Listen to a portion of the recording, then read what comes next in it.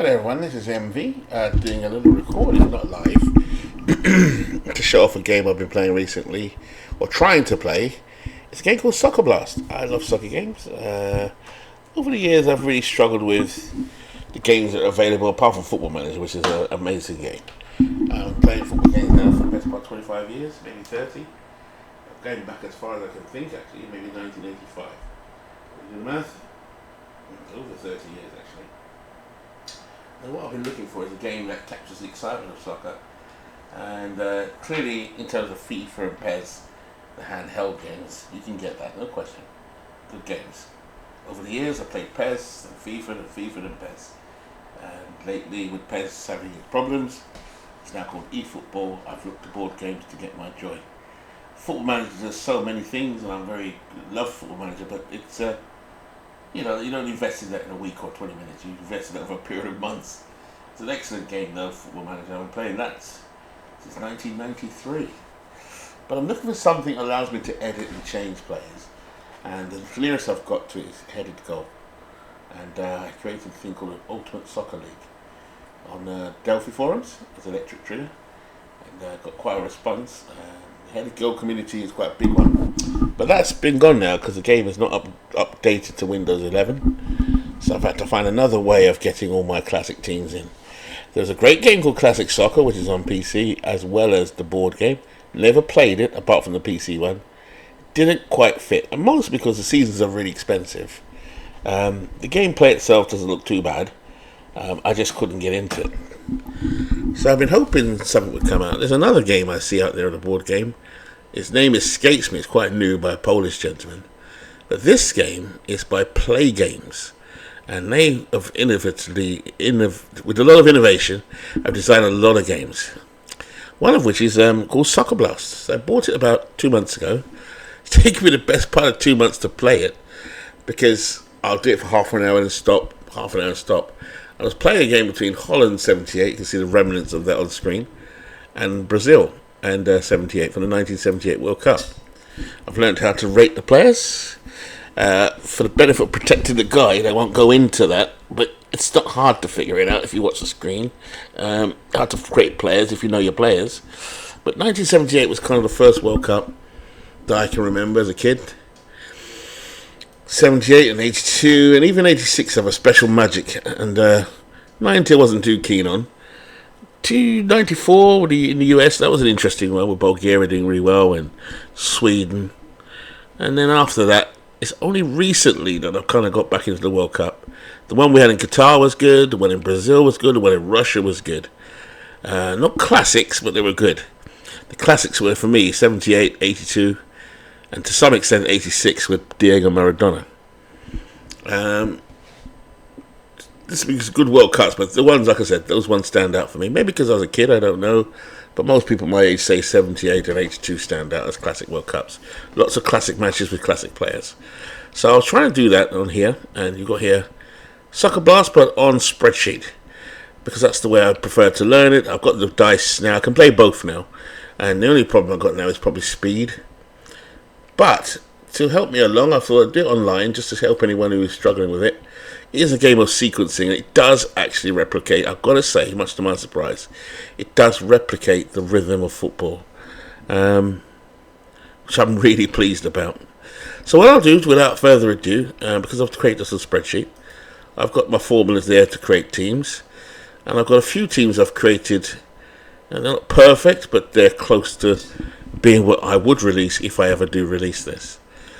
So what I've got here is Holland 78, Brazil 78, and I've just created Italy 78. So without further ado, I'm going to pick my first 11 for Italy, and this is how you do it. You put your goalkeeper in. Oh, error straight away. Try and line it up. Oh my god, that didn't work at all. Maybe I didn't copy it properly, which I didn't. What we want here is Dino Zoff, the legendary Italian keeper that was also the world champion in 1982. Veteran goalkeeper. So he's in my first 11, so I'm choosing from a squad. You will choose 5 forwards, which are called number ones, 4 midfielders, which are threes, twos. You can put anyone in there if you wanted to, but the game plays better if you kind of do a 4-4-2 formation. The more attacking midfielders take the 2 spots, the more defensive midfielders take the 3. And what they'll do is, the game is like watching a TV match. If you watch a match on TV, you're not seeing all 11 players on the pitch at once. So it talks about it being in camera. So when the game does start, I'll choose my 5 players to be in camera, and through a series of dice rolls, green dice rolls, I will change them, and you'll see that more players come in and out of focus all the time, and it's a really interesting concept. So there's Dino's off, so I'll put my centre halves as the 5s, and I'll do that now. Just quickly take them over from Italy. Italy's 2 centre halves there with a very smooth Gaetano Sciarra, and I'll explain those symbols in a moment.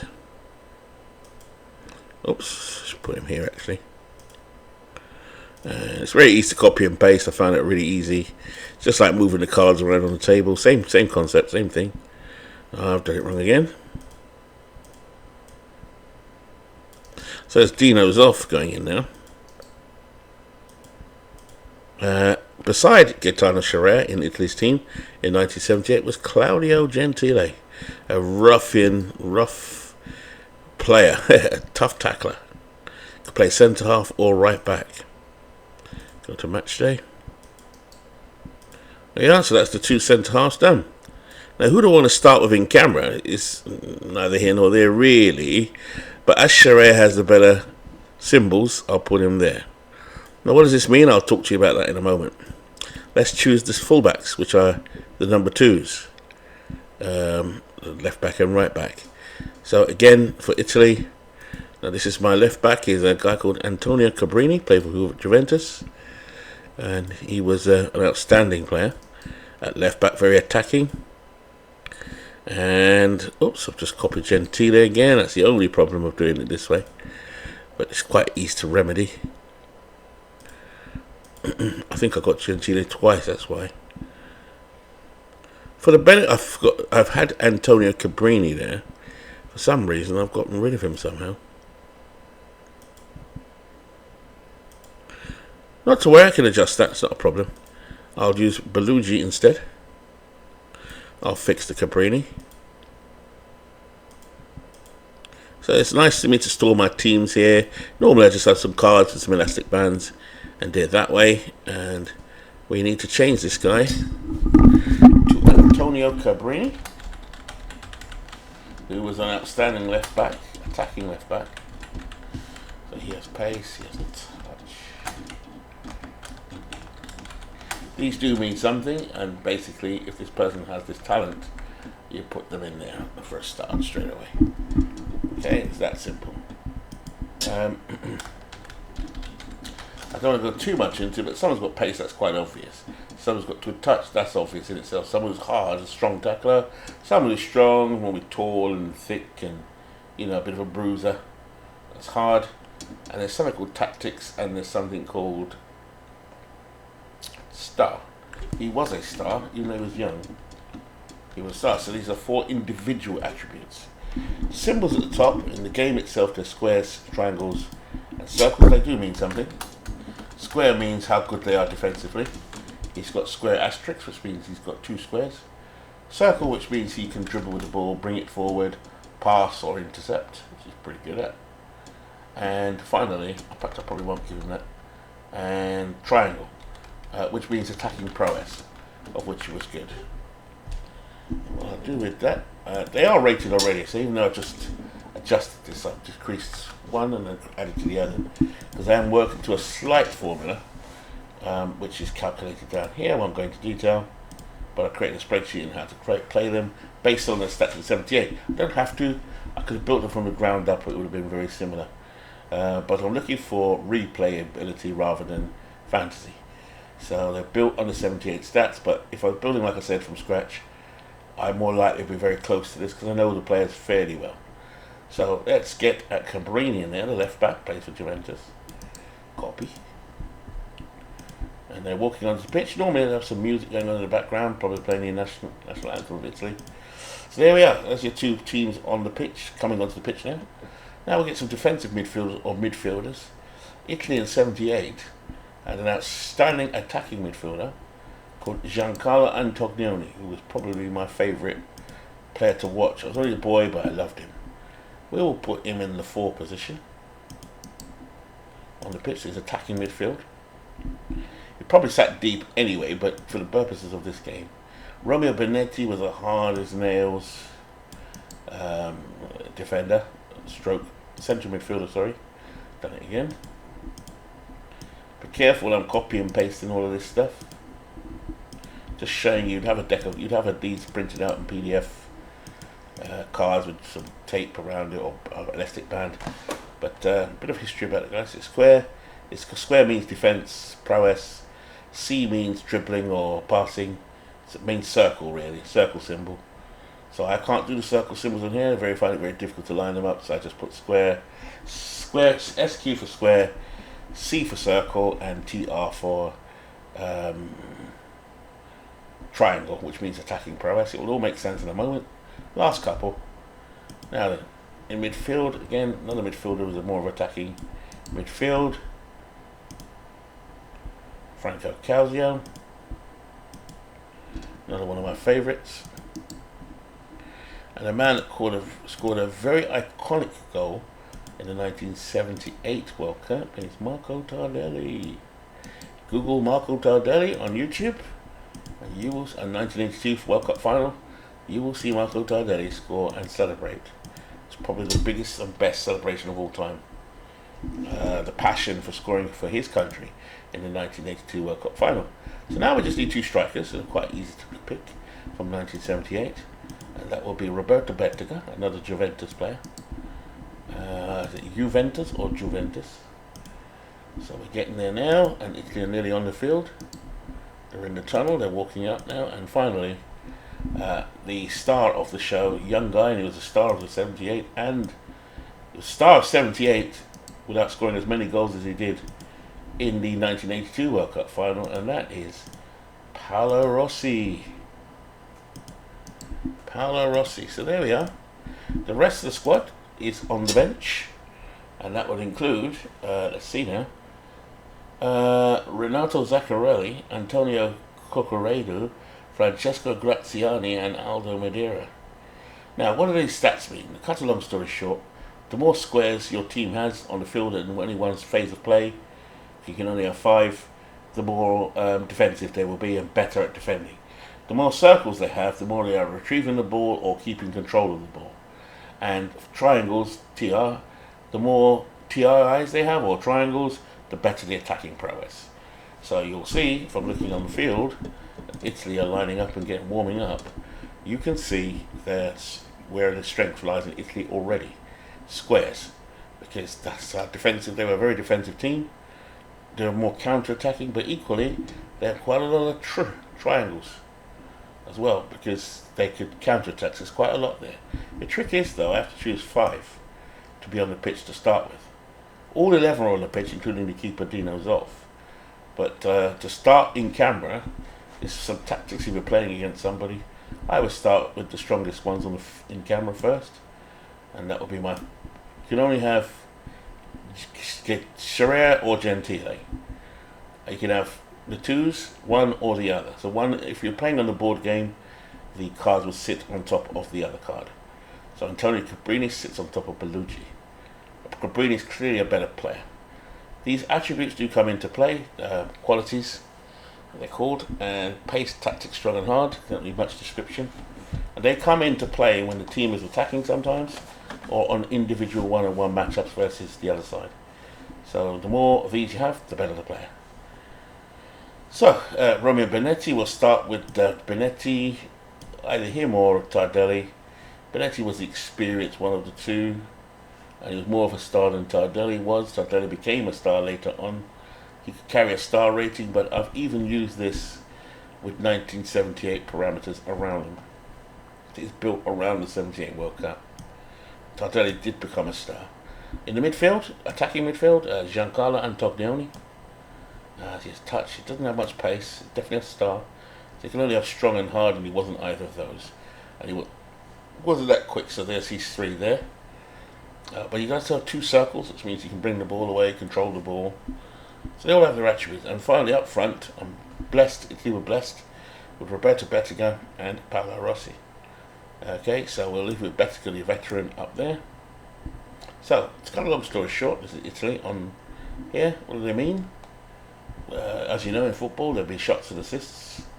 If they have stars behind their assist rating or shot rating, it's basically how good they are out of 5 or 6.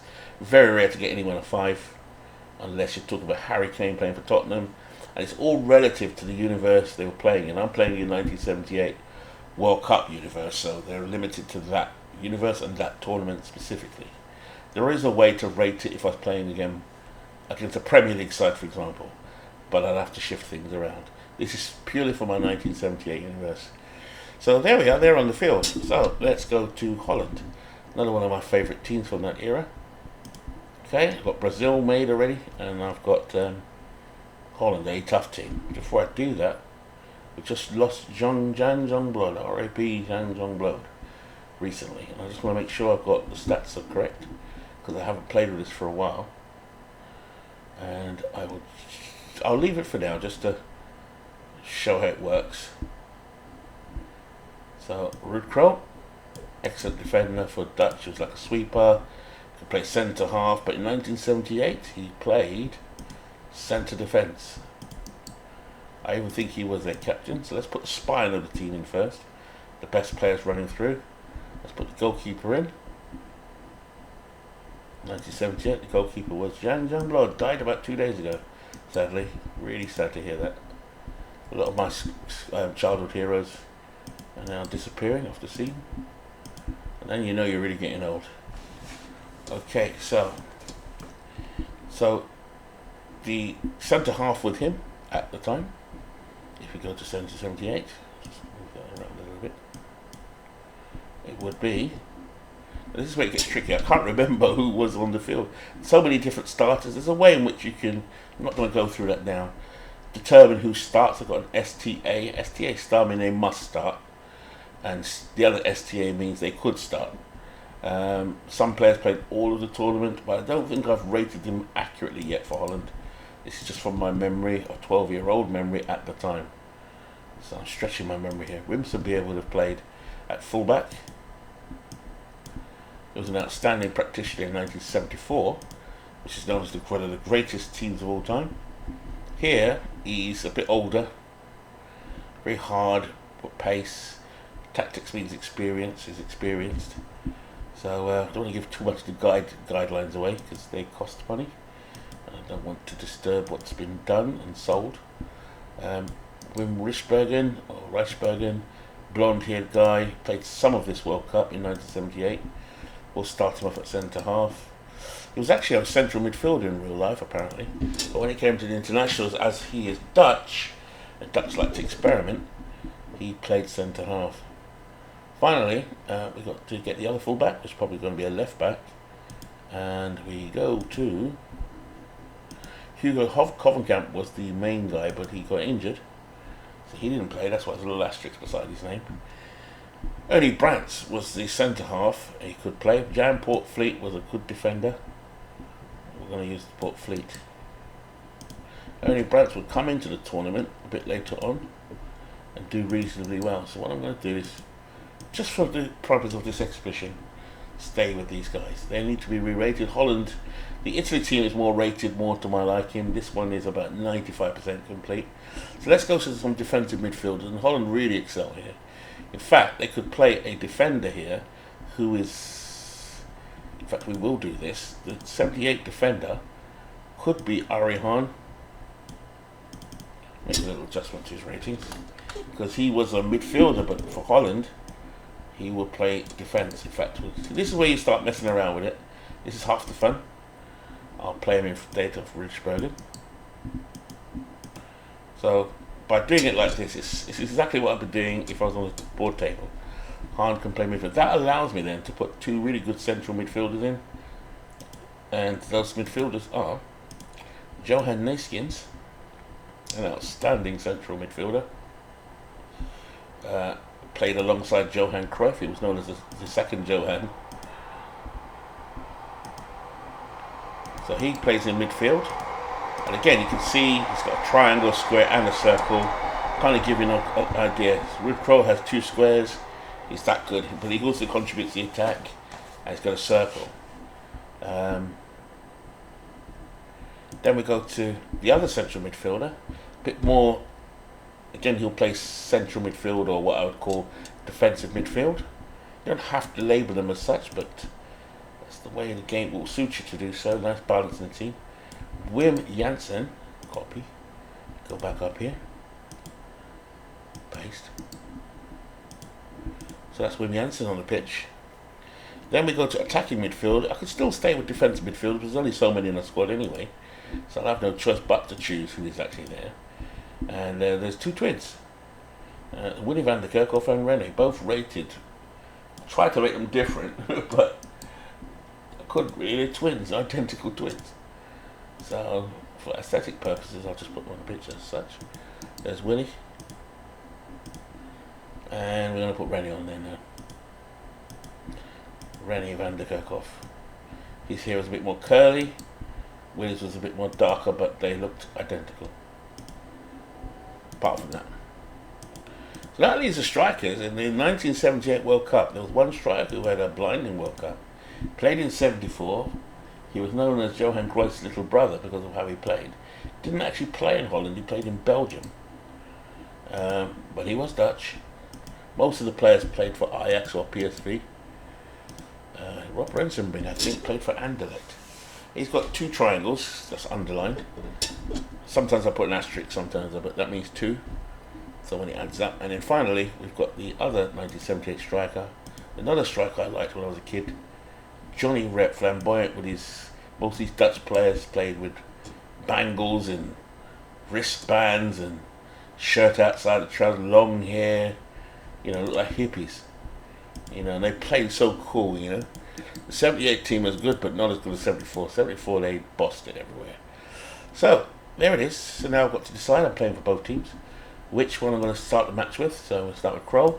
He's the leading number 5. We'll have Sabir there. You'll see it works out in a minute. Niskins to start. And this just indicates who's got the ball off the 5 in camera. That's the best way to explain it. I could be wrong. Stephen Rene van der Kerkhoff. I just played a game against Brazil. It was 4-4, and I stopped it at 70 minutes because I knew I was doing something wrong. And I played that game over 3 weeks. But I was learning how to play the game. I think I've got it now. So, you know, the biggest thing is you start with, which you'll see me do in a minute. And we'll start with Rensenbrink. So there we are. Both teams are on the pitch. So now how does this all work? I've got 3 charts off camera. One is called the build-up chart, which looks exactly like that, but it has descriptors. That's called the the pitch action chart. I've got it one-sided. I've got another one called the kick action chart. Is when we attack or shoot, what the goalkeeper does, what a save is, what a spectacular save is. That's the hardest one to remember. Not to remember, it's actually quite easy. You just have to keep practicing until you get flow. And I've got a third one, which is to do with referee decisions and highlight reels. So, cut a long story short, and I have a 4th paper-based one, which is just making the attack flow a little easier. Because the attack sequence you'll find, most people find, is the toughest thing to learn or remember. Now then, instead of dice, I've got my dice changers or rollers in my thing here. Okay, so what do they mean? For the most part, I'll be using a black die, 6-sided, a white die, 6-sided, and a green die, 6-sided. I'll have an extra dice as well, just in case I need to read green again, and just might as well, rather than pressing F9 again, it's there. Same with the decided dice, which the decided dice can be only 0 or 1.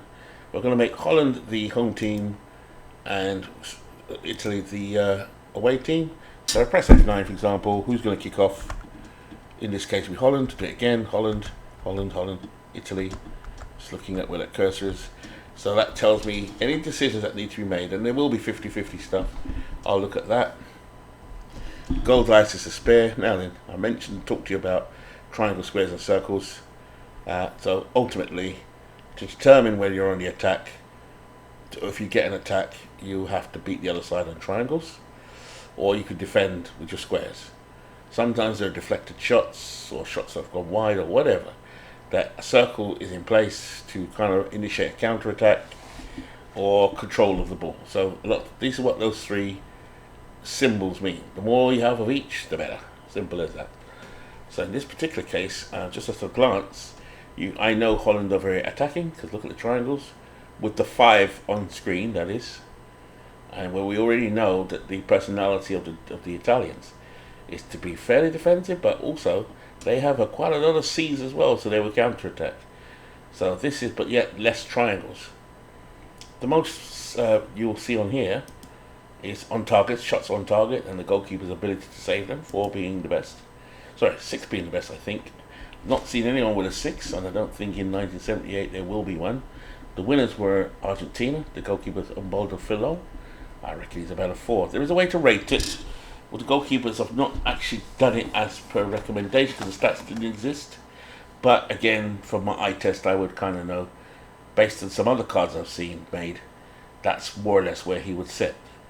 Goalies, the players are made fairly straightforward from the guide.